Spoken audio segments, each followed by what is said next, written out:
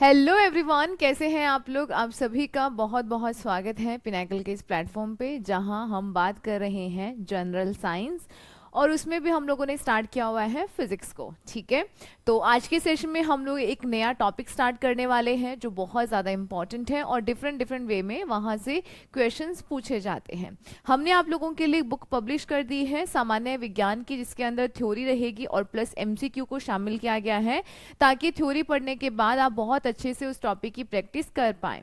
और उसी का ही ये हमारा वीडियो कोर्स है। अगर आपको इस क्लास से संबंधित कोई भी पीडीएफ या नोट्स कलेक्ट करने में कोई प्रॉब्लम हो रही है तो आप इस बुक को भी परचेज कर सकते हैं। ठीक है, ये बुक आपके सभी एग्जाम्स के लिए बहुत ज़्यादा इंपॉर्टेंट है। आप किसी भी एग्जाम की तैयारी करेंगे तो साइंस के लिए ये बुक बहुत ही इंपॉर्टेंट और एक तरीके से बोल सकते हैं एक ही बुक इनफ है, क्योंकि इसके अंदर हमने उन सभी टॉपिक्स को, सारे सब्जेक्ट्स को शामिल किया है जो आपके साइंस के सब्जेक्ट्स हैं। ठीक है, चलिए तो हम यहाँ पर बात करते हैं हमारे पर्टिकुलर टॉपिक के बारे में जिसका नाम है मैकेनिकल प्रॉपर्टी ऑफ सॉलिड्स। ठीक है, मैकेनिकल प्रॉपर्टी ऑफ सॉलिड्स यानी कि हम यहाँ पर पढ़ने वाले हैं जो सॉलिड होते हैं उनके कौन कौन से यांत्रिक गुण धर्म होते हैं, इसके बारे में आज हम चर्चा करेंगे। अच्छा सा इंपॉर्टेंट सा टॉपिक है, ज़्यादा कुछ फॉर्मूलाज नहीं है क्योंकि क्लास में टॉपिक से पहले मैं आपको थोड़ा सा सिनेरियो देती हूँ ताकि आप इजीली उस टॉपिक को आराम से अच्छे से पढ़ पाएँ। तो आज हम बात करेंगे कि जो आपके सॉलिड्स होते हैं उनके ऊपर कौन कौन से फोर्स अप्लाई होते हैं। जस्ट सिंपल सा टॉपिक है और अगर आपको मुश्किल लगेगा तो हम हैं, मतलब बिल्कुल आसान से तरीके से मैं समझाने की कोशिश करूँगी। तो चलिए बात करते हैं, यहाँ पर टॉपिक की तरफ आगे बढ़ते हैं। सबसे पहले यहाँ पे बात करेंगे पदार्थ। ठीक है, पदार्थ या जिसको आप लोग मैटर या द्रव कहते हैं। अब पदार्थ होता क्या है, कोई भी ऐसी वस्तु जिसका अपना मास हो यानी कि द्रव्यमान हो और जिसने कोई आयतन यानी कि वॉल्यूम कंज्यूम करके रखा हो, कोई स्थान घेर कर रखा हो, उसी को हम पदार्थ कहते हैं। जस्ट लाइक मेरे पास ये रिमोट है। ठीक है, ये रिमोट जो है ये इसका अपना एक मास, एक द्रव्यमान है और इसने पर्टिकुलर देखो इतना इसने जगह घेरी हुई है ना, आयतन घेरा हुआ है, यानी कि ये एक क्या है, मैटर है, पदार्थ है। क्लियर। अब इसके आकार, आकृति, इनके बेसिस पे यानी कि ये कैसे हमें दिखाई दे रहे हैं, इनके फिजिकल प्रॉपर्टी के बेसिस पे हमने इनको तीन तरीके से डिवाइड किया है। क्लियर। चलिए तो पदार्थ क्या कहता है, matter is anything that occupy space and has मास। जिसने कोई स्थान घेर रखा हो, जिसका कोई द्रव्यमान है, वो हमारा पदार्थ कहलाता है। Matter has two fundamental properties, एक तो है द्रव्यमान और दूसरा है आयतन। मोस्ट इंपॉर्टेंट है आयतन और द्रव्यमान, ये इसके दो फंडामेंटल प्रॉपर्टी हैं। अगर पूछा जाए कि किसे हम पदार्थ कहेंगे, यानी उसका द्रव्यमान होना चाहिए और उसका आयतन होना चाहिए, इसे ही हम पदार्थ कहते हैं। किसी वस्तु में निहित पदार्थ की मात्रा को पदार्थ का द्रव्यमान कहते हैं। ये जस्ट हमने आपको बता दिया। कौन सा पदार्थ कैसा है, यानी कि भौतिक फिजिकल स्टेट क्या होता है, सामने से देखने पर आपको वो चीज कैसी दिखाई दे रही है। जस्ट लाइक ये मेरे पास क्या है, एक रिमोट है। ठीक है, आपको ये रिमोट की फॉर्म में दिखाई दे रहा है। पानी होता तो वो जस्ट एक लिक्विड फॉर्म में है, यानी कि जब आप देखते हैं तो वो किस किस तरीके से आपको दिखाई दे रही है, इस बेसिस पे हमने तीन कैटेगरीज में डिवाइड किया है मैटर को। मैटर या पदार्थ आपकी तीन अवस्थाओं में होता है। एक होता है सॉलिड जिसे आप ठोस कहते हैं, दूसरा है लिक्विड जिसे आप द्रव कहते हैं, एंड थर्ड है आपका गैस। क्लियर। वैसे तो 5 स्टेट्स होती हैं, बट फिजिकली फॉर्म में ये जो आपकी स्टेट्स हैं वो कितनी अवेलेबल या कितनी की हम बात करते हैं, 3 की। 2 और कौन सी हैं, बोस आइंस्टीन कंडेंसेट और एक है प्लाज्मा। गैस को जब आप और ज़्यादा हीट दोगे तो प्लाज्मा क्रिएट हो जाता है, और सॉलिड से अगर आप और कम टेम्परेचर करेंगे, टेम्परेचर कम की तरफ जाएंगे, तो आपको बीईसी यानी कि बोस आइंस्टीन कंडेंसेट, ये आपको एक अवस्था प्राप्त हो जाती है। बात कर लेंगे, ठीक है, डोंट वरी। यहाँ पे देखिएगा, सबसे पहले बात करते हैं सॉलिड। सॉलिड क्या है, ठोस पदार्थ की वो अवस्था है, जैसे कि आपने जब ये रिमोट देखा ना, इसका एक फिक्स्ड शेप है, ठीक है, फिक्स शेप है, और आप इसको थोड़ा बहुत ऐसे प्रेस करोगे, कुछ करोगे तो ये अपनी शेप नहीं बदलेगा, आप इसको कहीं पे भी रख दोगे तो ये ऐसा ही रहेगा। तो सॉलिड स्टेट कहता है ए solid is a state of matter characterised bye it's definite shape and volume. ये कहता है कि इसका जो आकार होता है और आयतन वो दोनों एक निश्चित होते हैं, ऐसा नहीं है कि बदल जाए, मतलब कि अगर मेरे हाथ में है तो ये ऐसा दिखे, अगर मैंने इसको टेबल पे रख दिया तो ये अलग हो जाए, नहीं, ये जैसा आपको मेरे हाथ में दिखाई दे रहा है वैसा अगर मैंने टेबल पे रखा तो वहां पर भी आपको ऐसा ही दिखाई देगा। तो ध्यान रखिएगा, ठोस पदार्थ की वो अवस्था है जो एक निश्चित आकार और आयतन के द्वारा निर्धारित होती है, ठीक है। अब हम इसको सॉलिड क्यों कहते हैं, क्योंकि इसके अंदर जो कण होते हैं वो काफी पास पास होते हैं, ठीक है। यहाँ पे ठोस में कण, परमाणु, आयन और अणु मजबूत बल के द्वारा एक दूसरे के बहुत पास होते हैं और उन्हें स्वतंत्र रूप से गति करने से रोकते हैं। इसी वजह से आपके जो सॉलिड होते हैं उनका एक फिक्स शेप होता है, ठीक है, एक निश्चित आकार होता है। चलिए, जैसे जस्ट लाइक आप देख रहे हैं ना, ये सोने के बिस्किट, ये पर्टिकुलर इनकी एक शेप है, सॉलिड है। जैसे कि आपके पास स्फीयर है, कोन है, आपके पास सिलेंडर है, क्यूब है, मेरे पास ये आपका जैसे कि ये पेन हो गया, रिमोट है, या जो भी मैंने मतलब कि जैसे कि मेरे पास ये माइक है, ये सब क्या है, सॉलिड स्टेट के अंदर है। आगे हम लोग बात करते हैं लिक्विड क्या होता है। अब लिक्विड में ध्यान रखिएगा कि एक ऐसा पदार्थ जिसकी कोई निश्चित शेप नहीं होती परंतु आयतन निश्चित होता है, वो पदार्थ की वो अवस्था है जिसका आयतन तो निश्चित होगा परंतु आकार निश्चित नहीं होता है। मेरे पास, मैंने क्या किया, मेरे पास 1 लीटर पानी है, मैं जग में डालूंगी वैसी शेप ले लेगा, किसी बाउल में डालूंगी वैसी शेप ले लेगा, किसी जार में डालूंगी वैसी शेप ले लेगा। यानी कि आपने उस लिक्विड को आप जहां डालोगे, जिस आकार के बर्तन में डालोगे वो वैसी ही शेप ले लेगा। तो ध्यान रखिएगा, इसीलिए इसका कोई एक निश्चित आकार नहीं होता, आप जिसमें डालोगे वो वैसा ही ढल जाएगा। पदार्थ की तरह कठोर भी नहीं होगा क्योंकि इसके अंदर जो कण होते हैं वो थोड़े से दूर दूर होते हैं, ठीक है, ठोस के कंपैरेटिवली दूर दूर होते हैं, और जिसकी वजह से ये आपके फ्लो भी कर पाते हैं, इनके अंदर थोड़ा मोशन भी रहता है। ठोस या सॉलिड हमने स्टेट की बात करी थी, तो उसके अंदर जो अणु है वो बहुत पास पास होते हैं, इसी वजह से एक निश्चित आकार भी है और वो आपका फ्लो भी नहीं कर सकते और एक निश्चित शेप में बने रहते हैं। परंतु यहाँ पर जब हम लिक्विड की बात करते हैं तो इस लिक्विड, जिससे भी लिक्विड बना है, उसके मॉलिक्यूल्स के बीच में स्थान होता है जिसकी वजह से वो गति कर पाते हैं और आकार बदल जाता है। अब जिस भी बर्तन में डालोगे वैसा ही वो ढल जाएगा। फॉर एग्जाम्पल, यहाँ पर पानी है, यहाँ पे कुछ मेरे पास कोल्ड ड्रिंक वगैरह है, मतलब यहाँ पे बॉटल में है, अगर मैं इसको डालती गिलास में तो ये गिलास की शेप ले लेता। तो ये सभी वैसे हमारे लिक्विड के एग्जाम्पल्स हैं। क्लियर? आगे देखो, आगे बात करते हैं गैस। गैस क्या है? पदार्थ की वो अवस्था जिसका ना तो कोई निश्चित आकार होता है और ना ही कोई निश्चित आयतन होता है। जैसे कि अभी हम लोग कुकिंग गैस यूज करते हैं ना, एलपीजी होती है सिलेंडर में, हमने उसको सिलेंडर में भर दिया, तो वैसे अगर आप उसको थोड़ा खोल दोगे अगर पूरे रूम के अंदर, तो वो पूरे रूम में फैल जाएगी। मतलब उसके जो मॉलिक्यूल्स है वो बहुत ज्यादा दूर होते हैं और उनके अंदर जो काइनेटिक एनर्जी है वो लिक्विड के कंपैरेटिवली बहुत ज्यादा होती है। ठीक है, और ना तो उनका आकार निश्चित होता है, क्योंकि आपने कमरे के अंदर फैला दी तो फिर वो पूरा कमरे में ही फैल जाएगी। मतलब आपने अगर थोड़ा सा ढक्कन खोला पूरे कमरे में फैल जाएगी, यानी कि उसने पूरे कमरे का वॉल्यूम ऑक्यूपाई कर लिया।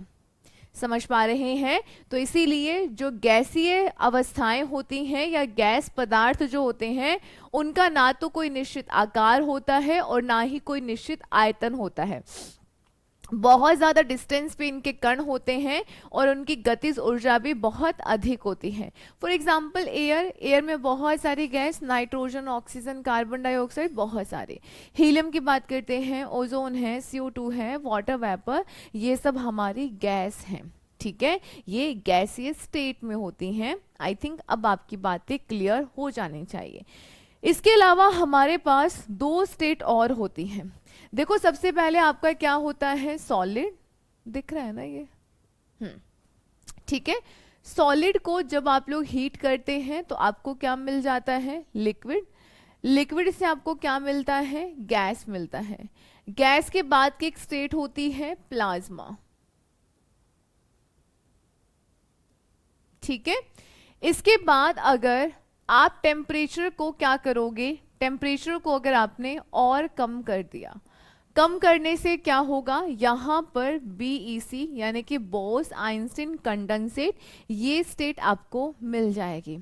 प्लाज्मा क्या है, गैस पे कोई भी चार्ज नहीं होता है, कोई भी आवेश नहीं होता है, बट जैसे जैसे आप टेम्परेचर इंक्रीज करेंगे तो गैस आयनाइज्ड हो जाती है, उसके मॉलिक्यूल्स ब्रेक होने लगते हैं, आयंस में कन्वर्ट होते हैं और फिर वो चमकने लगती है। जैसे कि हमारे जो पोल्स है ना, नॉर्थ पोल वगैरह है, आपने वहाँ पे कई बार देखा होगा, हमने तो कहाँ देखा, हम गए नहीं ना, बट हम कई बार मूवीज में या कहीं ना कहीं अगर आप थोड़ा सर्च करोगे प्लाज्मा करके, देन डेफिनेटली आपको पिक्चर शो हो जाएंगी, जिसमें एक पर्टिकुलर ऐसे आसमान के अंदर हरी सी नीली सी लाइटें सी, मतलब लाइट सी ऐसे रोशनी से आपको दिखाई देगी, वो क्या है, प्लाज्मा, ग्रीन ब्लू पिंक ऐसे कलर की। क्लियर।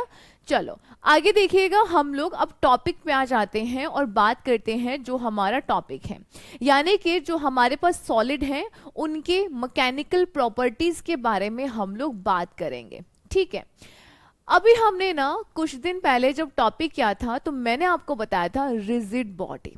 रिजिड, जैसे कई बार हम लोग बहुत जिद्दी हो जाते हैं ना, बात नहीं मानना, मतलब एक रिजिड हो जाना, मैं तो बस मतलब ये काम मुझे नहीं करना तो मतलब नहीं करना ना, ऐसे मतलब टस से मस ना होना।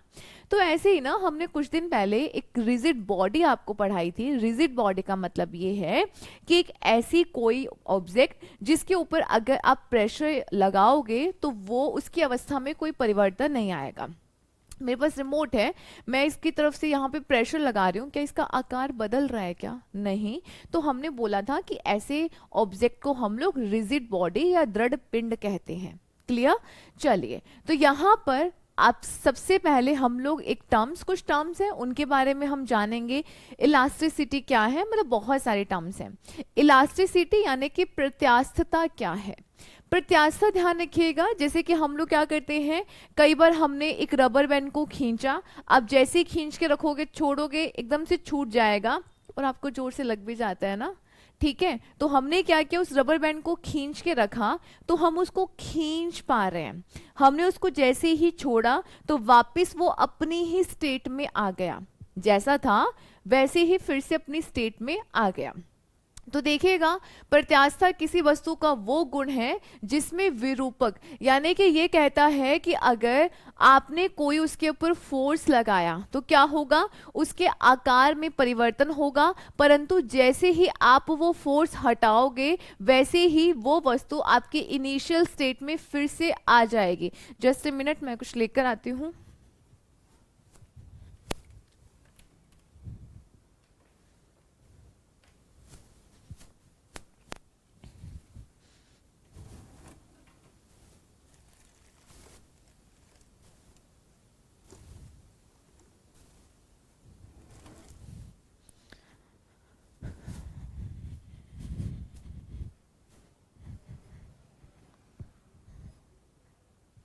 देखो, जैसे मेरे पास क्या है, मेरे पास एक ये रबर बैंड है, ठीक है। मैंने क्या किया, ये अभी इस कंडीशन में है और मैंने इसको ना जोर से यूं खींचा। आप देख रहे हैं, जो मैंने इसको जोर से खींचा तो क्या इसके साइज में चेंज नहीं हो गया, ये रबर जहां पहले मोटा लग रहा था अभी आपको पतला नहीं लग रहा है, और जैसे ही मैंने इसको छोड़ा ये वापस अपनी जगह पर आ गया। मतलब मैंने जब इसके ऊपर फोर्स लगाया तो इसके आकार में चेंज हो गया, परंतु जैसे ही मैंने छोड़ा तो क्या हुआ, इसने वापस अपना आकार गेन कर लिया जैसा ये पहले ओरिजिनल स्टेट के अंदर था। तो यहाँ पर ये यही कहता है, ये क्या है, ये एक आपका इलास्टोमर है क्योंकि इसके अंदर इलास्टिसिटी है, ठीक है। देखिएगा, यहाँ पे देखिएगा प्रत्यास्थता जो है वो किसी वस्तु का वो गुण है जिसमें विरूपक बलों को हटा दिए जाने पर वो स्वाभाविक रूप से अपने इनिशियल स्टेट में वापस आ जाते हैं और इसके कारण होने वाले विरूपण को, यानी कि हमने क्या किया, मतलब डिफॉर्म करने की कोशिश की, मतलब जैसा जो है उसकी शेप को बिगाड़ने की कोशिश करी, बट इसके अंदर ऐसी प्रॉपर्टी है कि जैसे ही आपने वो फोर्स हटाया, आपने जैसे उसको छोड़ा, वो फिर से अपनी उसी स्थिति के अंदर वापस आ गया। सरल एग्जाम्पल है एक रबर बैंड, यदि रबर बैंड को खींचा जाता है और फिर आप उसको छोड़ दोगे तो फिर से अपनी वापस मूल स्थिति के अंदर आ जाता है।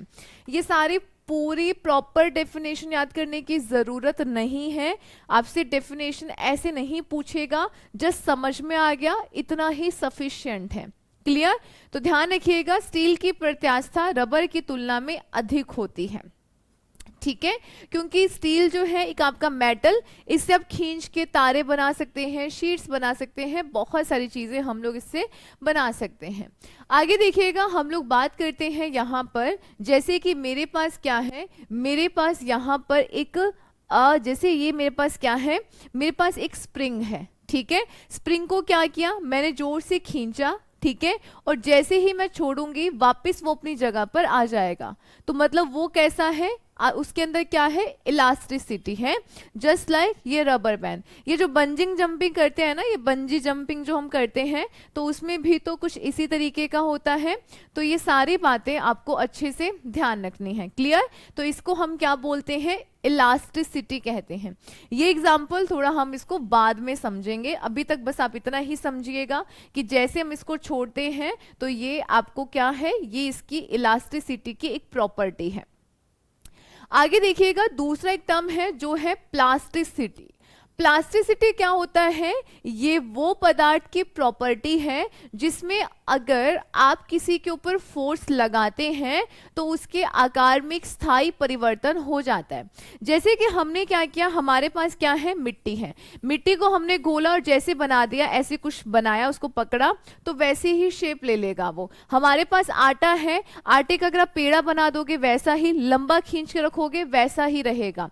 ऐसा नहीं है कि मैंने आटे को यूं खींच के रखा और फिर मैंने छोड़ दिया तो आटा अपनी शेप में आ जाए, नहीं आएगा।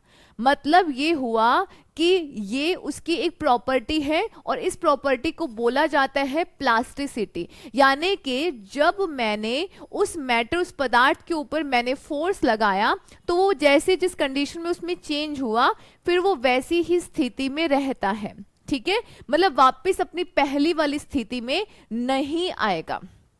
क्लियर हो रहा है ना? सिंपल सा है, जैसे कि मिट्टी से हम लोग ये पुट्टी वगैरह करते हैं, कुछ डिजाइन्स बनाते हैं, या फिर मिट्टी का घोल बनाया, या मैंने आटे की लोई को उसका पेड़ा बना दिया, तो जस्ट मैंने प्रेस किया तो फिर वो उसी शेप में रहेगा जो उसकी बाद की स्टेट है। क्लियर? पहले वाली स्थिति में वो वापस नहीं आएगा।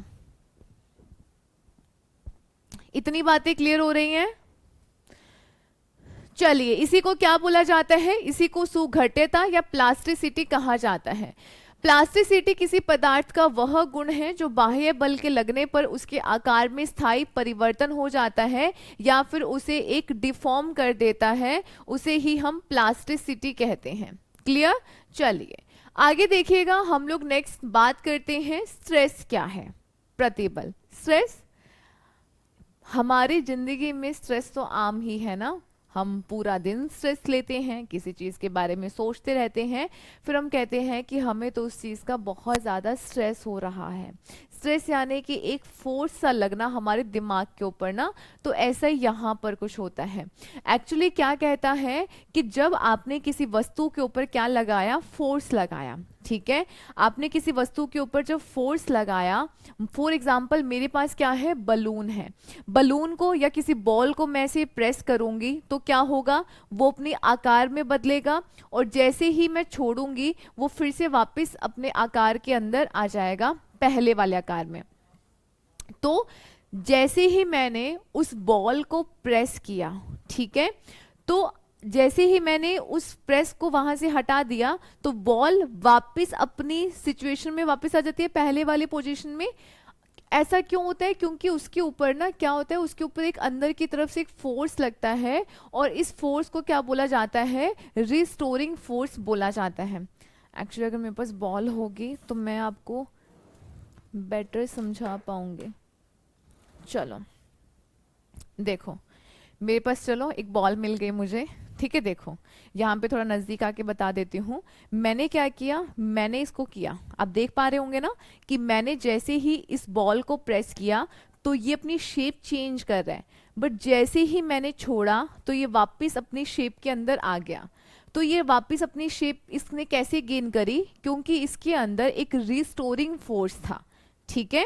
तो इसके अंदर क्या था? एक रिस्टोरिंग फोर्स था, जिसको हिंदी में प्रत्यानयन बल बोला जाता है। और उसी फोर्स ने इस मतलब वही फोर्स इसके ऊपर लगा और वापस ये अपनी उस पोजीशन में आ गया जैसे ही पहले आपको दिख रही थी।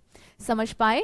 चलो आई होप ये सब चीजें आपकी क्लियर हो रही हैं। देखिएगा, जब किसी पिंड पर या जब किसी ऑब्जेक्ट पर हम एक ऐसा फोर्स लगाते हैं, यानी कि हम उसको डिफॉर्म करने, उसकी स्थिति, उसकी शेप में परिवर्तन करने के लिए जो फोर्स लगाते हैं, उस पिंड में एक रिस्टोरिंग फोर्स विकसित हो जाता है। क्योंकि जैसे मैंने फोर्स लगाया एक रिस्टोरिंग फोर्स वहां पे डेवलप हुआ, और जैसे ही मैंने फोर्स हटाया तो वही रिस्टोरिंग फोर्स उसको वापस अपने एक्चुअल जो शेप है उसके अंदर ले आएगा।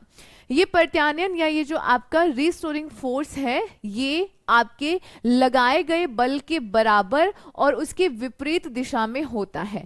क्योंकि मैंने क्या किया था, मैंने इसको इस तरीके से यहां पर फोर्स लगाया और अंदर से उतना ही इक्वल फोर्स लगेगा इसके ऊपर और ये वापस अपने एक्चुअल इस शेप के अंदर आ जाएगा। क्लियर? चलो यहाँ पे देखिएगा ये क्या होता है, एकांक क्षेत्र, यानी कि हम इस रिस्टोरिंग फोर्स को क्या बोलेंगे, तो ये आपका होता है एकांक क्षेत्र पे लगने वाला ये जो आपका रिस्टोरिंग फोर्स है, इसी को हम स्ट्रेस कहते हैं। ठीक है, इसी को हम क्या बोलते हैं? स्ट्रेस कहते हैं। अब आपके शायद दिमाग में आ रहा होगा कि स्ट्रेस और आपका प्रेशर, क्योंकि प्रेशर क्या होता है, प्रेशर को भी तो हम लोग यही तो लिखते हैं ना, प्रेशर यानी कि दबाव बराबर क्या होता है? F अपॉन में A। और ये जो आपका स्ट्रेस है, स्ट्रेस बराबर भी क्या है? F अपॉन में A। बट बच्चा लोग ध्यान रखिएगा, ये इक्वल नहीं है। यहां पर ये जो फोर्स है वो कैसा है, तो वो आपका रिस्टोरिंग फोर्स है। यानी कि जब आपने किसी वस्तु पर फोर्स लगाया, उसके शेप में चेंज किया, उसको डिफॉर्म करने की कोशिश की, तो उसके अगेंस्ट और विपरीत दिशा में उसी बल के बराबर जो फोर्स लगा है वो है रिस्टोरिंग फोर्स। यानी कि आपका एकांक इकाई में जो प्रत्यानयन बल लग रहा है वही आपका क्या है? वही आपका स्ट्रेस है। ठीक है, जिसको आप लोग प्रतिबल बोलते हैं। और आपका प्रेशर क्या है? प्रेशर है प्रति इकाई क्षेत्रफल पर लगने वाला बल। मान लीजिएगा जैसे कि यहां पर ये जो प्रेशर लगेगा ये पर्टिकुलर आपका इक्वली हर जगह पे लगेगा। जैसे कि हाँ, फॉर एग्जाम्पल जैसे कि मैं क्या कर रही हूँ, कहीं पे मैं पानी दे रही हूँ, ठीक है। पानी देते समय मैंने पाइप को क्या किया, पाइप को मैंने थोड़ा सा यूं दबा दिया। दबाने से क्या हुआ, थोड़ा वॉल्यूम कम होगा और प्रेशर इंक्रीज हो जाएगा। यानी कि मैंने जब उस पाइप को दबाया तो मैंने फोर्स लगाया, तो वहां पर प्रेशर आपका इंक्रीज हो जाता है। तो ध्यान रखिएगा इन दोनों में थोड़ा फर्क है, ये दोनों इक्वल नहीं है, सेम नहीं बोल सकते हैं कि प्रेशर और दबाव सेम होते हैं, नहीं। ठीक है, प्रेशर या दाब, अब इसको दाब बोल दो। क्लियर? चलिए, तो ध्यान रखिएगा ये आपका क्या है, स्ट्रेस का फॉर्मूला है जिसे आप F अपॉन में A लिखते हैं। अगर आपने ये लिखा है तो इसका आपका क्या हो जाएगा, न्यूटन पर मीटर स्क्वायर, ये इसका रहेगा यूनिट, और काफी इंपॉर्टेंट है, पूछा जाता है। देखिएगा आगे हम लोग बात करते हैं स्ट्रेस क्या होता है। स्ट्रेस का यूनिट मैंने आपको बता दिया कितना होता है, न्यूटन पर मीटर स्क्वायर, या हम इसको पास्कल भी बोलते हैं। और इसका डायमेंशन फॉर्मूला क्या हो जाएगा, इसी से ही आप इजीली यहाँ पर फाइंड आउट कर सकते हैं। क्लियर? अब देखिएगा जो प्रतिबल है वो एक सदिश राशि नहीं है, क्योंकि बल जो है क्योंकि बल की तरह प्रतिबल को किसी विशेष दिशा से निर्धारित नहीं किया जा सकता है। क्योंकि अगर मैं बोलूँ ना कि मैं यहाँ पर क्या लगा रही हूँ, मैं यहाँ पे स्ट्रेस, या इस बॉल के ऊपर क्या लग रहा था, स्ट्रेस लग रहा था, तो पर्टिकुलर हम एक डायरेक्शन को फिक्स नहीं कर सकते हैं कि किस तरफ से लग रहा है। तो इसीलिए जो स्ट्रेस है वो कैसा है, वो आपका एक अदिश राशि है। ठीक है, वो कैसी है, वो एक अदिश राशि है। क्योंकि एक तरीके से जब आपने इस बॉल को दबाया तो हम ये नहीं बता पाएंगे कि हम इस दिशा से आपका रिस्टोरिंग फोर्स लगेगा या इस दिशा से। ठीक है, तो पर्टिकुलर हम डायरेक्शन को यहाँ पे डिसाइड नहीं कर पाएंगे। तो इसीलिए जो स्ट्रेस है वो कैसी है, तो वो एक आपकी स्केलर क्वांटिटी है। क्लियर, ये सारी बातें आपको यहाँ पर याद रखनी है। अब बात करते हैं टाइप ऑफ स्ट्रेस। स्ट्रेस के बहुत सारे प्रकार हैं। अब देखिएगा यहाँ पर मेनली 2-3 प्रकार हैं जिनको हमें डिस्कस करना है। सबसे पहले मैंने क्या किया था कि मेरे पास क्या था, कोई स्प्रिंग है, मैंने उस स्प्रिंग को खींचा। स्प्रिंग को खींचने से क्या हुआ, उस स्प्रिंग को खींचने से उसकी लंबाई बढ़ गई। तो एक आपका स्ट्रेस ऐसे होगा जिसको क्या बोलते हैं, आपके लॉन्गिट्यूडनल स्ट्रेस। वैसे तो हम सबसे पहले चलते हैं, एक आपका है अभिलंब, यानी कि एक तो है आपका नॉर्मल स्ट्रेस और दूसरा है आपका टेंजेंशियल या फिर शेयरिंग स्ट्रेस। ठीक है, बुक में दिया गया है बट नॉर्मली आप इसको देख लो। तो आपका जो नॉर्मल स्ट्रेस है वो क्या होता है, जब भी हम कोई बाह्य बल किसी पिंड के अनुप्रस्थ क्षेत्रफल यानी कि जो क्रॉस सेक्शनल एरिया है, अगर हम उसके परपेंडिकुलर लगाते हैं और उसके आकार में चेंज हो जाता है तो उसी को बोला जाता है नॉर्मल स्ट्रेस। ठीक है, फॉर एग्जाम्पल मेरे पास क्या है, मेरे पास कोई स्प्रिंग था, मैंने उसको खींचा, खींचने से क्या हुआ या खींच के छोड़ दिया तो क्या हुआ, उसमें चेंज हो रहा है ना, वो लंबा हो गया, तो उसको आप बोलते हैं नॉर्मल। अब इसी के ही ना कुछ टाइप हैं, जैसे कि लॉन्गिट्यूडनल। ठीक है, लॉन्गिट्यूडनल हमारे पास होते हैं लॉन्गिट्यूडनल लाइंस, अक्षांश और देशांतरीय, ये आपने पढ़ा होगा। तो लॉन्गिट्यूडनल जो लाइंस हैं वो जनरली लंबाई से रिलेट करती हैं, यानी कि लेंथ को बताती हैं। तो लॉन्गिट्यूडनल फोर्स जो है या लॉन्गिट्यूडनल जो स्ट्रेस है वो क्या होता है, इसका मतलब है कि जब आपने स्प्रिंग को खींचा, जब आपने स्प्रिंग को खींचा और उसकी लेंथ जो बढ़ गई है उसी को बोला जाता है लॉन्गिट्यूडनल स्ट्रेस। सिंपल सा है, जो मैं समझा रही हूं, पढ़ने की आपको ये डेफिनेशंस रटने की आवश्यकता नहीं है। जो चीजें बताई जा रही हैं बस आप लोग उसी पे फोकस कर लें तो डेफिनेटली आपको कोई भी परेशानी नहीं होगी। तो लॉन्गिट्यूडनल स्ट्रेस क्या होता है, स्प्रिंग को मैंने खींचा तो खींचने से क्या होगा, लंबाई बढ़ जाएगी ना, तो उसे बोला जाता है लॉन्गिट्यूडनल स्ट्रेस। क्योंकि स्ट्रेस लगाने से या जब हम स्ट्रेस किसी के ऊपर अप्लाई कर रहे हैं यानी कि उसके अंदर डिफॉर्मेशन हो रहा है, उसके शेप में, उसके आकार में चेंज हो रहा है, समझ पा रहे हैं। तो जैसे मेरे पास स्प्रिंग था, मैंने स्प्रिंग को खींचा तो खींचने से उसकी लेंथ बढ़ गई, तो उसी को ही बोला जाता है लॉन्गिट्यूडनल स्ट्रेस कहा जाता है। क्लियर, चलिए अब नेक्स्ट देखिएगा। नेक्स्ट आपके पास क्या है, देखो लंबाई बदल जाती है। अब इसी में इसने 2 और दे दिए आगे। ठीक है, इसके अंदर इसने एक दिया है टेंजाइल स्ट्रेस और दूसरा है कंप्रेसिव स्ट्रेस। अब टेंजाइल क्या है, टेंजाइल का मतलब ये है कि हमने क्या किया, किसी स्प्रिंग को खींचा, ठीक है, और जैसे ही एकदम से आप छोड़ोगे तो छोड़ने से क्या होगा, वो अपनी वापस अपनी उसी कंडीशन में चला जाएगा, तो उसी को बोला जाता है टेंजाइल।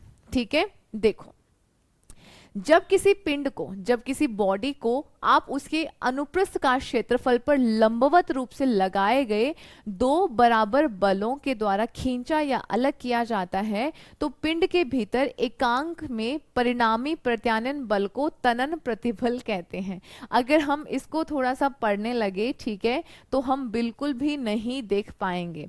तो बस सिंपल सा आपको ये ध्यान रखना है कि हम क्या करते हैं कि हमने पर्टिकुलर किसी स्प्रिंग को ऐसी खींचा तो खींचने से उसकी जो लंबाई बढ़ी वो है लॉन्गिट्यूडनल, जैसे ही आपने उसको छोड़ दिया तो उसकी लंबाई घट गई, वो अपनी ओरिजिनल पोजीशन सिचुएशन में आ गया, तो वो है आपका टेंजाइल स्ट्रेस। ठीक है, कंप्रेसिव क्या है, हमारे पास स्प्रिंग था और हमने उसको ऐसे दबा दिया, ठीक है। मैंने आपको बोला था ना पहले कि ये एग्जाम्पल, ये जो फोटो है आपको बाद में काम आएगी।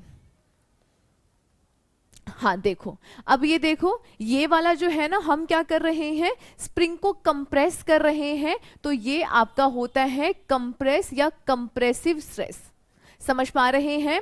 हमने उस स्प्रिंग को खींचा, खींचने से जो लंबाई बढ़ी वो है लॉन्गिट्यूडनल। आपने जैसे ही छोड़ दिया तो वो अपनी ओरिजिनल पोजीशन, ओरिजिनल शेप में अपनी पोजीशन पे आ गया, तो वो है टेंजाइल। और अगर आपने स्प्रिंग को प्रेस किया, जैसे कि यहाँ पर ये बंदा कर रहा है, तो ये आपका कहलाएगा कंप्रेसिव स्ट्रेस। क्या इतनी बातें क्लियर हो रही हैं? आई होप इतनी बातें अब आपकी क्लियर हो जानी चाहिए। ठीक है, चलें आगे। देखो, आपको यहाँ पे ध्यान रखना है, तनन और संपीड़न बल जो होते हैं वो एक दूसरे के बिल्कुल विपरीत होते हैं, ठीक है। क्योंकि जस्ट आपने क्या किया है, एक तो आपने पर्टिकुलर उसको ऐसे ही छोड़ दिया और दूसरे में आप उसको दबा रहे हैं, कंप्रेस कर रहे हैं। आगे हम लोग बात करते हैं बल्क स्ट्रेस क्या होता है। बल्क यानी कि आयतन प्रतिबल। जब किसी पिंड पर लगने वाला बल उसके आयतन में परिवर्तन का कारण बनता है, उसे हम बोलते हैं आयतन प्रतिबल। एक्चुअली ना, ये इसको हम लोग वॉल्यूमेट्रिक स्ट्रेस भी बोलते हैं। ये जनरली आपको फ्लूइड में देखने को मिलेगा। हमने पानी के अंदर कोई वस्तु डाली और उस वस्तु के ऊपर चारों तरफ से जो फोर्स अप्लाई होगा, जैसे कि मैंने पानी के अंदर बॉल डाली और मैं उसको यूं प्रेस कर रही हूं, तो उसके ऊपर चारों तरफ से आपका स्ट्रेस अप्लाई होता है। उसी को ही हम लोग बल्क स्ट्रेस या फिर वॉल्यूमेट्रिक स्ट्रेस कहते हैं। क्लियर? आगे देखिएगा, टेंजेंशियल या फिर आपका शेयरिंग स्ट्रेस। अब ये क्या होता है? अब देखो, एक एग्जाम्पल में तो मैं क्या कर रही थी, स्प्रिंग को ऐसे खींच रही थी, ठीक है। ये क्या हुआ, परपेंडिकुलर, लंबवत हुआ, ठीक है। अब मेरे पास ये जो स्प्रिंग है ना, ये थोड़ा सा यूं हिल गया, मैंने ऐसे फोर्स लगाया, यानी कि पैरेलल लगाया।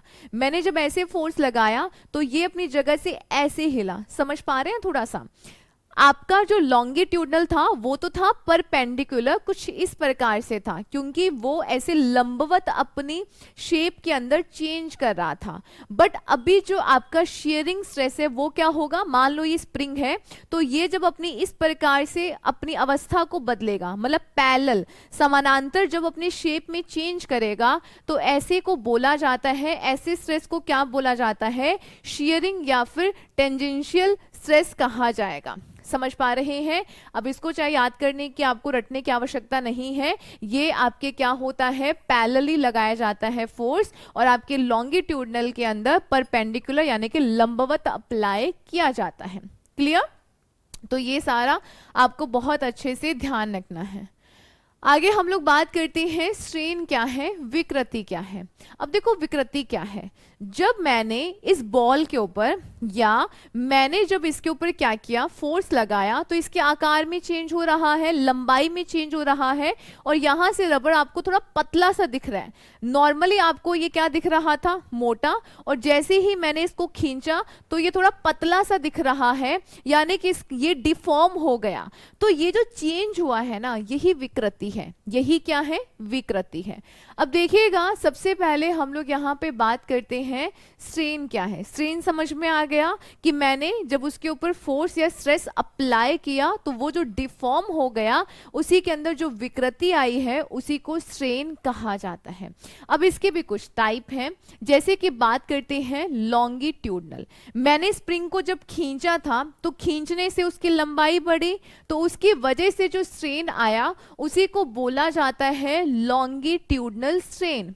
तो क्या होगा, तो ये आपका उस एल के अंदर चेंज अपॉन में ओरिजिनल लंबाई, ठीक है।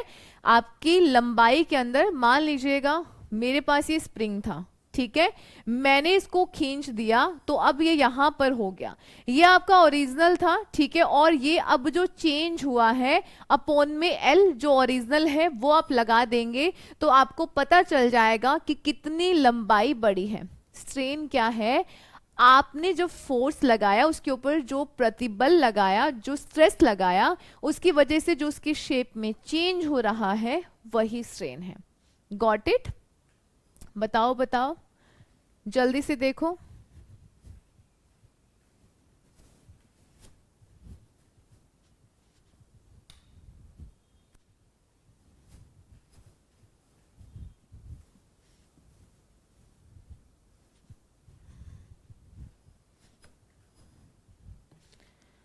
नोट डाउन कर लिया आपने यहाँ पे?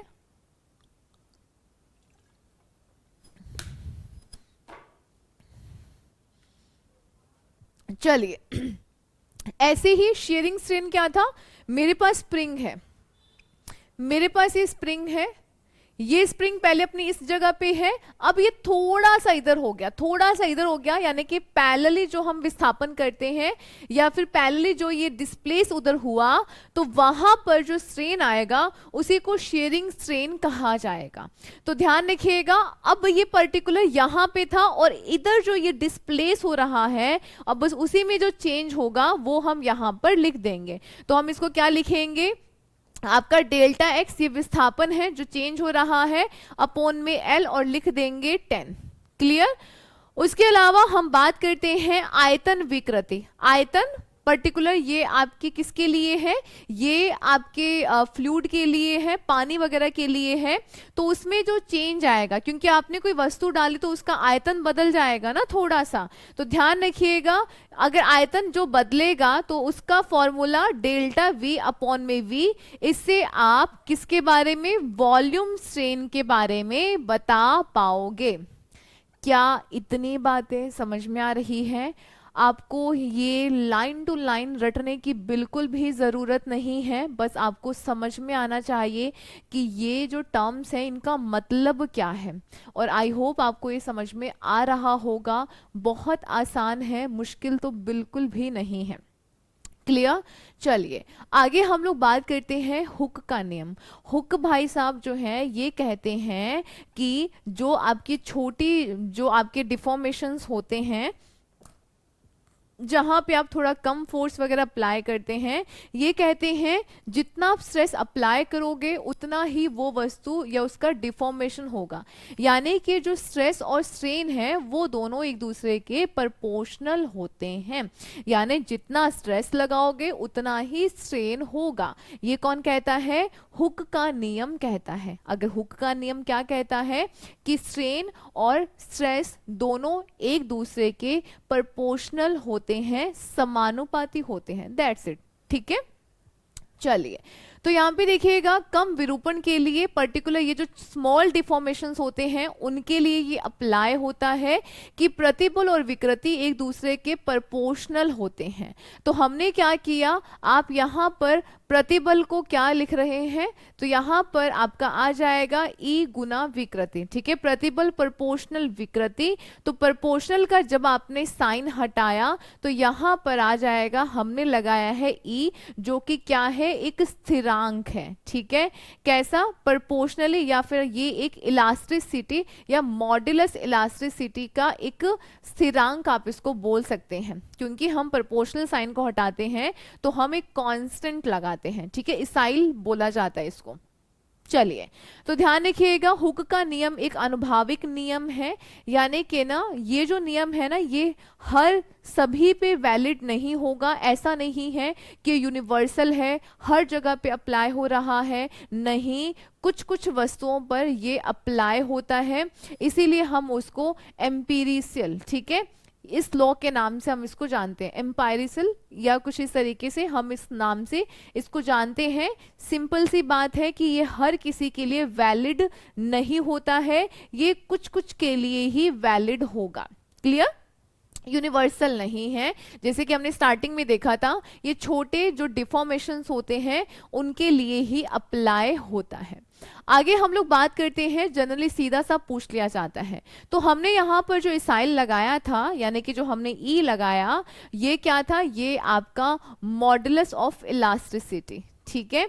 तो हम यहाँ पर बात कर लेंगे कि इसको हमने पर्टिकुलर 3 प्रकार का होता है, यानी कि ये आपका जो हमने ई लगाया है ये क्या है, प्रत्यास्थता गुणांक है। ठीक है?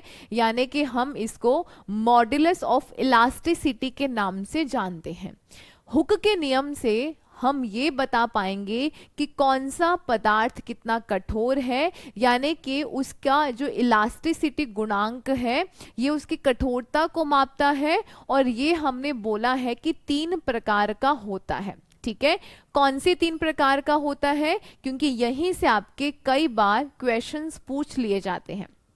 ठीक है, चलिए सबसे पहले हम चलेंगे यंग मॉडुलस ऑफ इलास्टिसिटी। ये क्या कहता है? ये कहता है कि इससे हम क्या बताएंगे कि आपका पर्टिकुलर जो हम लॉन्गिट्यूडनल जो स्ट्रेन आ रहा था ना, यानी कि जो लंबाई में जो चेंज हो रहा था, वहां पर हम इसको अप्लाई करते हैं। इसको हम लोग कैसे निकालते हैं? अनुदैर्ध्य प्रतिबल यानी कि लॉन्गिट्यूडनल स्ट्रेस अपॉन में लॉन्गिट्यूडनल स्ट्रेन, इसे हम लोग इसको फाइंड आउट करते हैं। और अपॉन में तनन या आपका जो कंप्रेसिव प्रतिबल है अपॉन में longitudinal strain. Just like simple सा आपको ये यहां पर ध्यान रखना है। ये फॉर्मूला यहां पर जस्ट आप इसको ऐसे ही याद कर लीजिएगा। 1 मिनट रुकिएगा।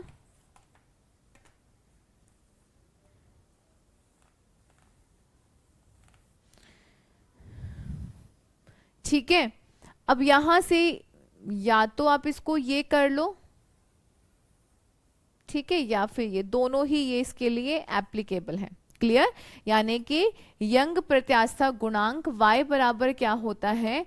अनुदैर्ध्य यानी कि जो आपका लॉन्गिट्यूडनल प्रतिबल है, प्रतिबल यानी कि क्या हो जाएगा? स्ट्रेस, ठीक है, बटा में जो लॉन्गिट्यूडनल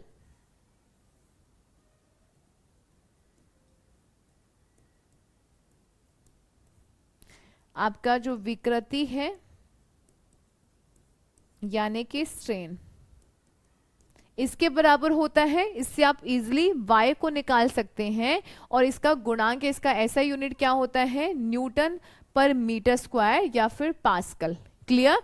तो ये सारी बातें आपको यहां पर ध्यान रखनी है। क्लियर? चलिए आगे हम लोग यहां पर बात करते हैं प्रत्यास्था का आयतन गुणांक। वही जब भी हम वॉल्यूम की बात करेंगे तो इसका मतलब वो हम पानी की बात कर रहे हैं, क्योंकि आयतन क्या होगा? लिक्विड के लिए रहेगा। तो आपको यहां पर ध्यान रखना है कि बल्क मॉडुलस ऑफ इलास्टिसिटी, इसको हम लोग कैसे फाइंड आउट करते हैं? देखो हमने स्टार्टिंग में क्या देखा कि जो आपका स्ट्रेस है, स्ट्रेस प्रोपोर्शनल क्या है? स्ट्रेन है, ठीक है। तो हमने इसको हटाने के लिए क्या लगा दिया? एक हमने यहां पर एक कांस्टेंट लगा दिया, ठीक है। हमने जब एक कांस्टेंट लगाया तो बस हम इसी कांस्टेंट की वैल्यू ही फाइंड आउट कर रहे हैं। ये जो कांस्टेंट है ये पर्टिकुलर आपके उस सॉलिड की कठोरता को बताएगा। कोई भी सॉलिड कितना स्ट्रॉन्ग है, कितना कठोर है, ये बताने का काम कौन करेगा? ये जो आपके पास मॉडुलस ऑफ इलास्टिसिटी है वही ये काम करेगा। तो सबसे पहले हमने यंग मॉडुलस ऑफ इलास्टिसिटी देखा, जिसके अंदर हम बात कर रहे थे लॉन्गिट्यूडनल स्ट्रेस अपॉन में लॉन्गिट्यूडनल स्ट्रेन। इससे आप लोग यंग प्रत्यास्था गुणांक आसानी से निकाल लोगे। ऐसे ही हम लोग बात कर रहे हैं प्रत्यास्था का आयतन गुणांक, यानी कि जब हम वॉल्यूम की बात करेंगे तो यहां पर हम पानी की बात करेंगे। तो इसका क्या होगा कि पानी के अंदर जो स्ट्रेस लगा उस वस्तु के ऊपर और उससे उसमें क्या बदलाव आया, ठीक है, यानी कि जलीय प्रतिबल या हाइड्रोलिक स्ट्रेस अपॉन में वॉल्यूमेट्रिक स्ट्रेन। तो ये आपका क्या बता देगा? ये आपका बल्क मॉडुलस ऑफ इलास्टिसिटी हम इससे फाइंड आउट कर लेंगे। तो यहां पर इसका फॉर्मूला क्या हो जाएगा? -P अपॉन में डेल्टा V अपॉन में V। क्योंकि ये स्ट्रेन हम कैसे निकाल रहे थे? डेल्टा V अपॉन में V। यही फॉर्मूलाज तो हमने देखा था ना, लॉन्गिट्यूडनल में क्या हो रहा था? जब लंबाई में चेंज हो रहा था तो डेल्टा L अपॉन में L हम लोग कर रहे थे। वैसे ही तो वॉल्यूमेट्रिक स्ट्रेन में क्या था कि कितना आयतन में चेंज हो रहा है, तो डेल्टा V अपॉन में V। तो बस यहाँ पर हमने इस फॉर्मूला को ही पुटअप किया है और यहाँ पर हमने कुछ भी नहीं किया है। क्लियर? चलिए अब यहाँ पे ये बता रहा है नेगेटिव साइन कि जब आपने कोई वस्तु उसके अंदर डाली तो किस प्रकार से उसका आयतन चेंज हो रहा है। तो ये बस आयतन में कमी को ही दिखा रहा है। क्लियर? तो ये सारी बातें आपको यहाँ पर ध्यान रखना है। आगे हम लोग चलते हैं प्रत्यास्था का अपरूपण गुणांक। वैसे तो ये जो वॉल्यूम वाला है ये हम लोग नेक्स्ट चैप्टर के अंदर भी पढ़ेंगे, ठीक है, इसीलिए हम इसको यहाँ पर ज़्यादा डिटेल में नहीं लेकर जा रहे हैं, क्योंकि ये जो टॉपिक है वो आपका क्या है, मैकेनिकल प्रॉपर्टीज ऑफ सॉलिड है, यानी कि ठोस जो है उनकी हम प्रॉपर्टीज को पढ़ रहे हैं। क्लियर। अब चलते हैं अपरूपण गुणांक। वही आपका कोई वस्तु यहां पर पड़ी थी, पैरेलली उसके अंदर जो चेंज हो रहा है उसी को हम यहां पर फाइंड आउट करेंगे। तो ध्यान रखिएगा, इसे हम दृढ़ता गुणांक भी कहते हैं और इसका जो मात्रक है वही न्यूटन पर मीटर स्क्वायर होता है। कैसे निकालोगे, तो ये आपका आ जाएगा शेयरिंग स्ट्रेस अपॉन में शेयरिंग स्ट्रेन, तो इससे आप निकाल लोगे मॉड्यूलस इलास्टिसिटी ऑफ शेयरिंग, ठीक है, ये हम इससे आसानी से फाइंड आउट कर लेंगे। अब ये सब चीजें आपको दी हुई रहेंगी, क्वेश्चन में दिया हुआ रहेगा कि ये प्रतिबल इतना है, ये विकृति इतनी है, आपको फाइंड आउट करना होगा, या फिर आपको पर्टिकुलर वो जो स्ट्रेन है, स्ट्रेन के फॉर्मूला हम लोग ऑलरेडी देख चुके हैं, तो स्ट्रेन हम पहले निकाल लेंगे। तो इस तरीके से हम क्वेश्चंस को सॉल्व करेंगे। यहाँ से वैसे क्वेश्चन थोड़े से कम पूछे जाते हैं, थ्योरेटिकली वे में थोड़ा सा यहाँ से प्रश्न ज्यादा बनता है। क्लियर।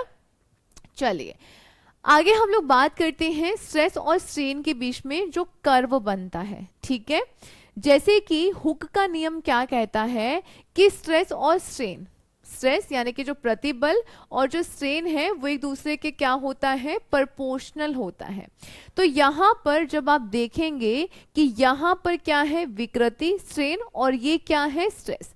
आप जब 0 से A पॉइंट तक देखोगे तो आप ये देख रहे हो कि जो कर्व है वो कैसे आपका लीनियर आपका यहाँ पे बढ़ रहा है, मतलब जैसे जैसे स्ट्रेस बढ़ रहा है वैसे वैसे आपका स्ट्रेन भी बढ़ रहा है।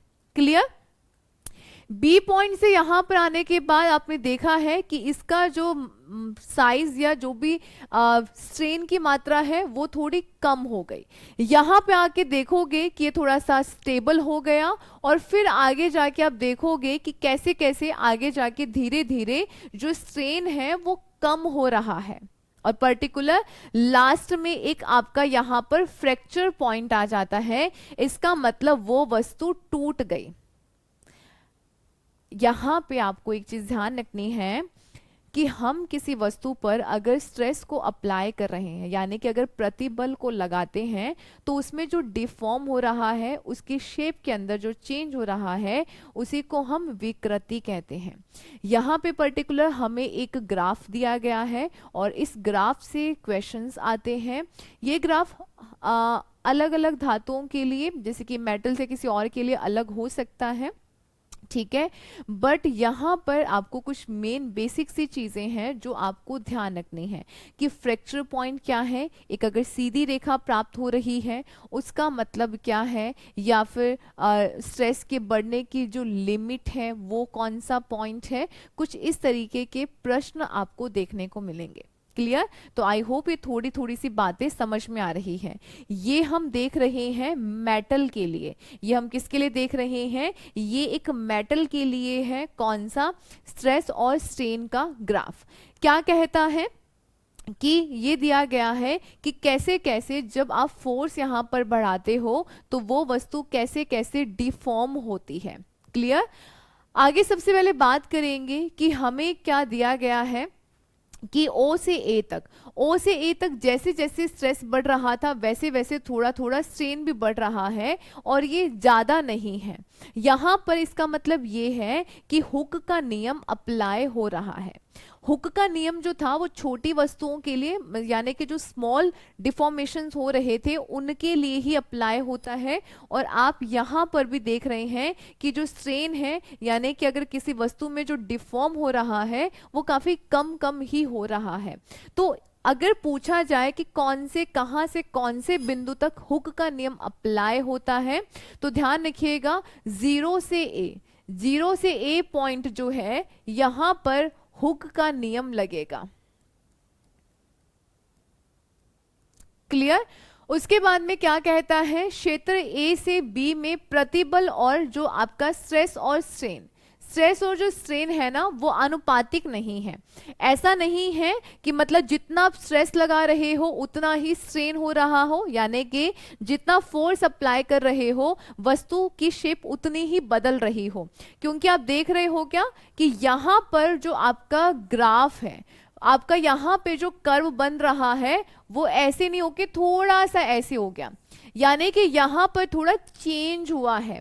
जितना आप स्ट्रेस अप्लाई कर रहे हो उतना उसके अंदर स्ट्रेन नहीं आ रहा है। क्लियर?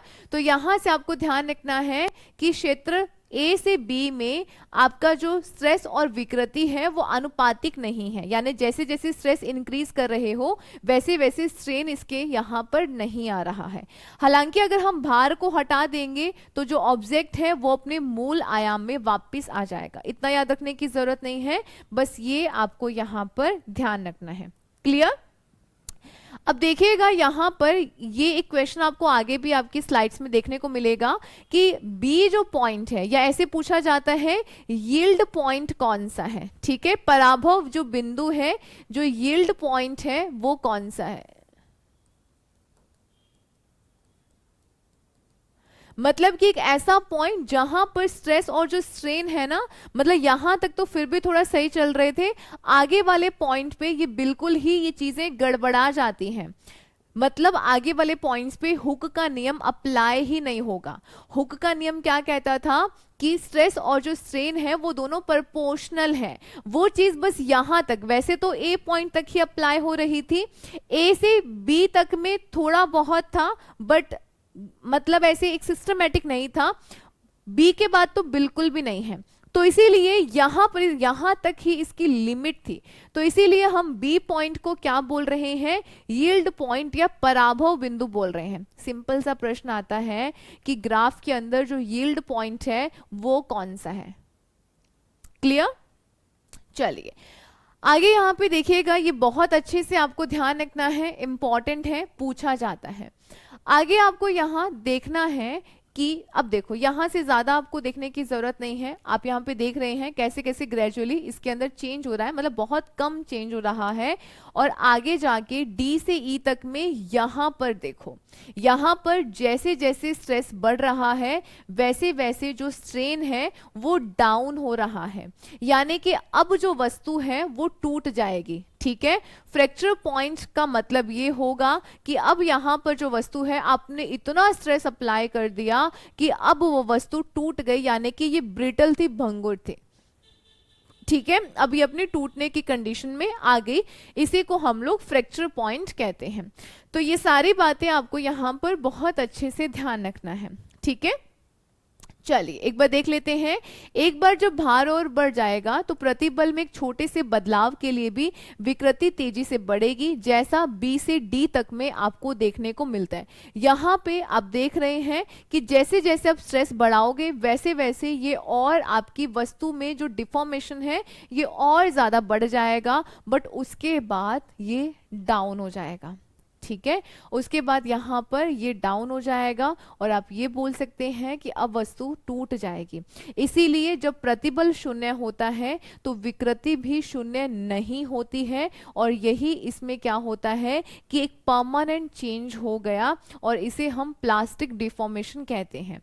आपने देखा ना, हम आटा है, मिट्टी है, आपने पर्टिकुलर एक फोर्स लगाया, आपने स्ट्रेस अप्लाई किया, तो वहां पर वो उसी कंडीशन में फाइनली जो कंडीशन में है वैसा ही दबा हुआ रह रहा था। उसको हम क्या बोल रहे थे, प्लास्टिक या प्लास्टिसिटी बोल रहे थे। ये कहता है कि ऐसा जरूरी नहीं है कि अगर आप स्ट्रेस लगा रहे हैं तो स्ट्रेन यानी कि जो आपका विकृति है वो जीरो हो जाए। कई बार क्या होता है कि स्ट्रेस आप इतना लगा देते हो कि वस्तु परमानेंट ही क्या हो जाती है, डिफॉर्म हो जाती है, मतलब दब जाएगी उस पर्टिकुलर जगह से, अब वो परमानेंट ही वहां पर वैसी हो गई है, और उसे हम प्लास्टिसिटी कहते हैं। ठीक है, उसे हम प्लास्टिक डिफॉर्मेशन कहते हैं। चलिए, तो ये सारी बातें आपको अच्छे से यहाँ पर ध्यान रखनी है। आगे हम लोग बात करते हैं पवासो अनुपात। ये थोड़ा सा इम्पोर्टेंट, आप इसे बोल दीजिए, क्वेश्चन बहुत कम सा ही आता है इससे। ठीक है, बट अब ये पूरा टॉपिक में एक छोटा सा पॉइंट है तो हम इसको देख लेते हैं। कई बार पूछ भी लेता है, ऐसी कोई बात नहीं है, यहाँ से प्रश्न आए भी हैं, बट दो तीन चीजें मैं आपको यहाँ पर बताऊंगी जो आपको ध्यान रखनी है, और वहीं से आपके एग्जाम के अंदर क्वेश्चंस पूछे भी जाते हैं और लगभग वहीं से ही आपके एग्जाम में क्वेश्चंस बनने के चांसेस हैं। ठीक है, तो ज्यादा हम यहाँ पे पूरा ऐसे अंदर नहीं घुसेंगे।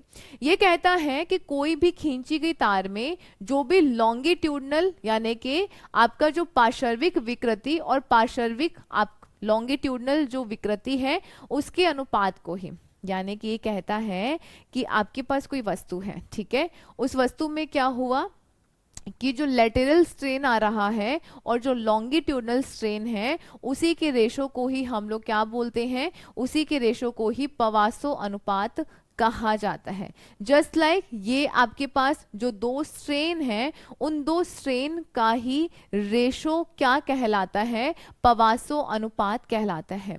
जस्ट लाइक ना हम ये थोड़ा सा डिपेंड करेगा कि किसी भी मेटल किसी भी धातु का पवासो रेशो क्या है, ये उस मेटल की नेचर के ऊपर डिपेंड करता है। वो मेटल कौन सी है, उसकी प्रकृति कैसी है, वो कितनी कठोर है, ये सब बातें या पवासो अनुपात इन सब चीजों के ऊपर भी डिपेंड करेगा। क्लियर? चलिए, तो यहां पर आपको ध्यान रखना है लंबवत यानी कि जो आपके परपेंडिकुलर जो स्ट्रेन आ रहा है उसी को हम लोग क्या बोलते हैं, लेटरल स्ट्रेन यानी कि पार्श्विक विकृति कहा जाता है। इसका जो मान है वो आपके पदार्थ की प्रकृति पर निर्भर करता है। अब देखो दोनों ही स्ट्रेन हैं तो यहाँ पर वैसे भी स्ट्रेन का कोई यूनिट नहीं था और इसी वजह से इसका भी कोई यूनिट नहीं होगा, कोई मात्रक यहाँ पर नहीं होगा। और ध्यान रखिएगा स्टील के लिए ये क्वेश्चन पूछा गया था, इंपॉर्टेंट है, ठीक है। स्टील के लिए इसका जो मान है वो 0.28 से 0.30 के बीच में है और एल्यूमिनियम मिश्र धातु के लिए ये लगभग 0.33 है। ये बस इतना याद कर लो, इतना ही सफिशिएंट है। और बस ये फॉर्मूला आप लोग याद कर लीजिएगा, उसके अलावा यहाँ से आपको कुछ भी ज्यादा देखने की जरूरत नहीं है। एक आधा क्वेश्चन है तो क्वेश्चन में हम लोग समझ लेंगे कि क्या कहना चाह रहा है। क्लियर? चलिए, अब हम लोग यहाँ पे बात करते हैं कि जब मैंने किसी तार को खींचा, ठीक है, अब जब मैंने उसको खींच कर रखा तो उसके अंदर डेफिनेटली कोई ना कोई एनर्जी होगी। अगर कोई वस्तु चल रही है, मोशन में है, तो काइनेटिक एनर्जी होती है।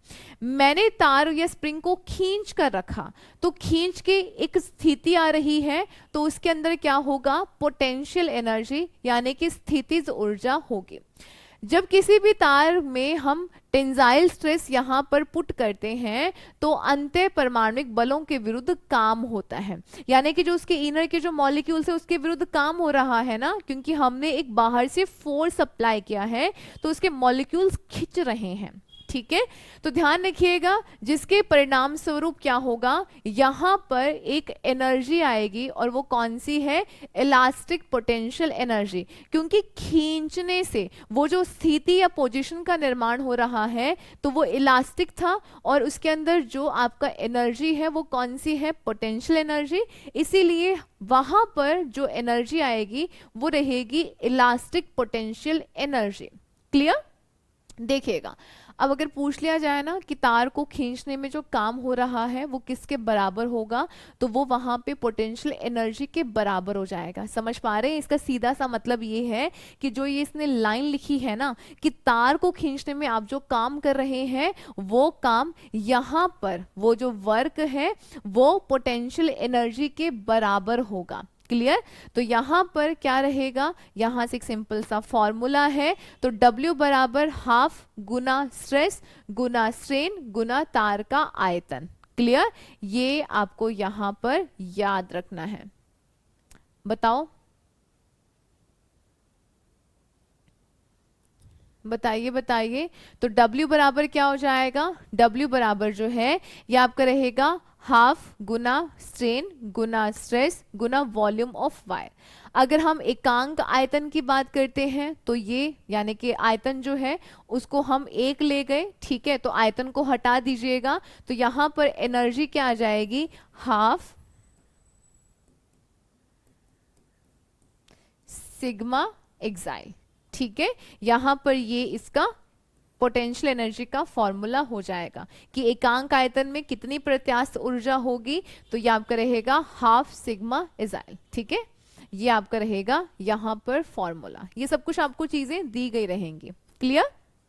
चलो आगे हम लोग थोड़ा सा बात कर लेते हैं कि जो ये इलास्टिक आपके पास मटेरियल्स होते हैं, ये जो हम इलास्टिसिटी की बात कर रहे हैं, इसके बेसिस पे हमने कुछ डिवाइड किया है पदार्थ को कि पदार्थ कितने कितने प्रकार का हो सकता है। सबसे पहले बात करते हैं डक्टाइल मटेरियल, सेकंड है ब्रिटल एंड थर्ड है इलास्टोमर। तन्य पदार्थ क्या होते हैं? जैसे कि ना मेटल्स की प्रॉपर्टी है, आगे जब हम लोग केमिस्ट्री करेंगे तो वहां पे हम बहुत अच्छे से देखेंगे इस प्रॉपर्टी को, यहाँ पे भी समझ लेते हैं, इससे आपको केमिस्ट्री में बहुत सहूलियत हो जाएगी। आपने देखा होगा जनरली हम मेटल्स की वायर बनाते हैं, तारे बनाते हैं, लोहे की तारे बनती हैं या फिर और भी कॉपर की, तांबे की तारे बनाई जाती हैं। यानी कि आपका जो मेटल है ना, उसकी ये प्रॉपर्टी है कि हम उसकी तारे बना सकते हैं, आप उसको खींच सकते हैं, उसकी इलास्टिसिटी काफी अच्छी है। ठीक है, तो तन्य पदार्थ या डक्टाइल मटेरियल्स क्या होते हैं? ऐसे पदार्थ जिनमें खिंचाव बलों के प्रयोग के तहत बिना फ्रैक्चर या टूटे हुए, यानी कि हम क्या कर सकते हैं कि हमने क्या किया, उसके ऊपर फोर्स लगाया, फोर्स लगाने से वो टूटा नहीं बल्कि वो खिंच गया, तो ऐसे प्रॉपर्टी को डक्टिलिटी बोला जाता है और ऐसे मटेरियल्स को डक्टाइल मटेरियल बोला जाता है। दूसरे शब्दों में तन्य पदार्थों को बिना तोड़े तारों के रूप में खींचा या लंबा किया जा सकता है। क्लियर? फॉर एग्जाम्पल तांबा, एल्यूमिनियम, सोना, ऐसी बहुत सारी मेटल्स इसके अंदर इंक्लूड हैं। सोने की हम बहुत पतली पतली पन्नी बना सकते हैं, इसकी बहुत लंबी, यानी कि सोना जो है वो बहुत ज़्यादा डक्टाइल होता है, आप उसको बहुत लंबे तक खींच के लेके जा सकते हैं। क्लियर? चलिए आगे देखिएगा, बात करते हैं ब्रिटल मटेरियल्स। ब्रिटल क्या होते हैं? इनके अंदर इलास्टिसिटी नहीं होती है और बिल्कुल भी तन्यता तो ना के बराबर ही है, और अगर आप इनको थोड़ा सा भी पटका वगैरह कुछ भी मार दिया तो ये टूट जाते हैं, ये बहुत भंगुर होते हैं, ब्रिटल होते हैं। देखिएगा भंगुर पदार्थों में न्यूनतम प्रत्यास्थता और कम तन्यता होती है। एक बार उनके प्रतिरोध से अधिक बल के संपर्क में आने के बाद वे अपना मूल आकार पुनः प्राप्त करने में असमर्थ होते हैं। अगर आपने कहीं से उसको पिंच दिया, मतलब कुछ दबा दिया, कुछ कर दिया, तो वो अपने फिर से स्टेट में नहीं आएगा। जैसे कि हमारे पास कप वगैरह होते हैं या फिर कांच के कुछ प्लेट्स वगैरह हैं, तो उसमें आपने देखा होगा कि अगर थोड़ा सा ब्रेक हुआ देन गया काम से। ठीक है, या फिर वो टूट जाते हैं। अगर ऐसा नहीं होगा कि एक बार टूट गया तो फिर से वो अपनी जगह पर अपनी वापस पोजीशन पे आ जाए, नहीं होगा। ठीक है, तो इसमें जैसे कि कम तापमान पर कच्चा लोहा है, कांच है, चीनी मिट्टी है, ये सब चीजें यहाँ पर हम इसको क्या बोलेंगे? ब्रिटल मटीरियल्स बोलेंगे। आगे देखिएगा, आगे हम लोग यहाँ पे बात करते हैं इलास्टोमर्स क्या होते हैं, प्रत्यास्थक क्या होते हैं। एक रबर के नेचर वाले बहुलक होते हैं, ठीक है, जिनमें हल्का सा प्रतिबल पड़ने से आसानी से खिंच जाते हैं और कम होने पर वापस फिर से अपने आकार के अंदर आ जाते हैं। जैसे कि मैंने आपको रबर का एग्जांपल दिखाया, जैसे कि मैंने बॉल का एग्जांपल दिखाया, जैसे कि स्प्रिंग वगैरह, तो ये सब क्या है? इलास्टोमर है। आपने थोड़ा सा फोर्स लगाया, खिंच जाएंगे, छोड़ोगे वापस अपनी पहले जैसी स्थिति पे आ जाएंगे। इन पदार्थों को खींचकर बड़ी विकृति उत्पन्न की जा सकती है। विकृति यानी कि आप इनको डिफॉर्म कर सकते हैं, इनके शेप में चेंज कर सकते हैं। उदाहरण के लिए प्राकृतिक रबर है, हमारी जो ऑर्टा है उसके टिश्यूज है, पॉलीब्यूटाडीन है, नियोप्रीन, ये आपके सबर रबर है, सिलिकॉन वगैरह, ये सब। जैसे कि जो प्लास्टिक वगैरह जो होते हैं वो बहुत अच्छे इलास्टोमर होते हैं, प्लास्टिक वाली चीजें, ठीक है, रबर वगैरह है, ये सब क्या है? ये सब आपके इलास्टोमर के ही एग्जाम्पल्स हैं, तो इनको बहुत अच्छे से आप लोग याद रखिएगा। क्लियर? फॉर एग्जाम्पल जैसे ये जो रबर वगैरह है, आपने देखा होगा ना, हम इसको प्रेस करते हैं तो ये ऐसे इकट्ठा हो जाएगा, फिर छोड़ोगे तो दूर हो जाएगा। स्प्रिंग वगैरह है, तो ये सब क्या है? ये सब हमारे इलास्टोमर के ही एग्जाम्पल्स हैं। क्या इतनी बातें समझ में आई? बताइए। अब चलो आ जाओ, थोड़ी सी समरी देख लेते हैं। ठीक है, आज के टॉपिक में हम लोगों ने क्या देखा? हमने बात करी है आज ठोस, जो हमारी सॉलिड वस्तुएं होती हैं उनके कुछ प्रॉपर्टी के बारे में कि वो इलास्टोमर होती हैं, यानी कि उनके अंदर इलास्टिसिटी बहुत अच्छी होती है। अगर आप उनको खींचते हैं, कोई फोर्स लगाते हैं, तो वापस वो अपनी उसी पोजीशन पे आ जाते हैं। कई आते हैं, कई नहीं भी आते हैं, ठीक है। तो इनकी जो प्रॉपर्टीज है वो हमने देखी। स्ट्रेस क्या होता है, यानी प्रतिबल क्या होता है। कोई वस्तु जब आप उसके ऊपर फोर्स लगाते हैं, जैसे कि स्प्रिंग, तो जब आप उस फोर्स को हटा देंगे, बाहर से अपने हाथों को दबाना छोड़ देंगे, तो वो स्प्रिंग वापस अपनी उसी स्थिति पे आ जाएगा जैसे वो इनिशियल स्टेट में था। तो इसको तो बोला जाता है प्रतिबल, क्योंकि वहां पे वो जो रिस्टोरिंग फोर्स था, आपने जब दबाया, दबाने के बाद जब आपने छोड़ दिया, तो स्प्रिंग जब वापस अपनी स्थिति पे आया, तो वहां पे कोई फोर्स तो काम किया ना, उसको बोला जाता है रिस्टोरिंग फोर्स, यानी कि प्रत्यानयन बल, ठीक है। और जब आपने जो चेंज हो गया, यानी कि जो स्प्रिंग दब गया था, जो उसके अंदर डिफॉर्मेशन हुआ, उसको बोला जाता है स्ट्रेन, यानी कि विकृति कहा जाता है। तो आज बेसिकली हम लोगों ने स्ट्रेस और स्ट्रेन के बारे में पढ़ा। ये दोनों समानुपाती होते हैं, इन्होंने ये हुक के नियम ने बताया। और उसके अलावा मॉड्यूलस ऑफ इलास्टिसिटी के बारे में हम लोगों ने जाना। तो बेसिकली मेन जो चीजें थी, इलास्टिसिटी क्या है, प्लास्टिसिटी क्या है, ये सब चीजें हमने आज के सेशन के अंदर देखी हैं। ज़्यादा मुश्किल नहीं है, सिंपल सा टॉपिक है। अगर समझने में दिक्कत हो तो फिर से इसको चला कर देखिएगा रिकॉर्डिंग को, और एक बार रिवाइज ज़रूर कीजिएगा। मैं आपको हर बार बोलती हूँ कि जब भी आप कोई भी क्लास लगा रहे हैं तो रिवीजन मस्ट है। अगर आप रिवाइज नहीं करोगे तो बहुत ज़्यादा प्रॉब्लम होगी, आप नहीं समझ पाओगे, आपको लगेगा कि हाँ मैंने पढ़ लिया है, मुझे याद होगा, बट नहीं होगा। हमारा जो माइंड है ना, इसको बताना पड़ता है कि ये चीज़ इम्पॉर्टेंट है, तुम्हें इसको याद करना होगा। अगर तुम इसको याद नहीं करोगे तो भूल जाओगे। और हम इसको याद कैसे दिलाते हैं, कि इसको बोलेंगे क्या, हम इसको याद बार बार पढ़ पढ़ के दिलाते हैं। अगर हम किसी चीज़ को बार बार पढ़ेंगे तो माइंड को लगेगा ना कि अच्छा ये चीज़ इम्पॉर्टेंट है और इसको याद करना है, और इसीलिए वो चीज़ें फिर आपको याद हो जाती हैं। इसलिए रिवीजन मस्ट है। अगर आप चाहते हैं ना कि आपका एग्ज़ाम निकले, मतलब आपको क्वेश्चंस आपसे इजीली बने, या ये हर सब्जेक्ट्स की बात कर रही हूँ, ऐसा नहीं कि साइंस, आपको हर सब्जेक्ट में रिवीजन करना होगा। या वीकली रिवीजन आप या मंथली कैसे भी कर सकते हैं, बट डेली बेसिस पे करना भी ज़रूरी है। आज जो टॉपिक पढ़ लिया, कल जब नया टॉपिक पढ़ रहे हैं तो इसको थोड़ा सा एक हल्की नज़रों से रिवाइज कर लिया, ठीक है। टॉपिक होने के बाद भी एक बार देखना है, ताकि अगर कुछ यहाँ पर क्लास में कुछ रह रहा है, कुछ याद नहीं हुआ है, तो वो रिवीजन करने से आपको याद हो जाए, ठीक है। छोटे मोटे हल्के फुल्के से फॉर्मूलाज थे, वो थोड़ा देख लीजिएगा, बाकी और कुछ नहीं है। जो चीज़ें इंपॉर्टेंट बताई गई हैं वही आपको याद करनी है, और डेफिनेशन लाइन टू लाइन रटने की आवश्यकता नहीं है। जो चीज़ें समझाई गई हैं उसी मोड में ही याद रखिएगा, तो बहुत सिंपल हो जाएंगे ये टॉपिक्स, ठीक है। साइंस में, फिजिक्स में यही है, डेफिनेशंस को बहुत अजीबोगरीब तरीके से आपको दिया जाएगा, और उससे आपको याद करने में बहुत ज़्यादा मुश्किल होगी।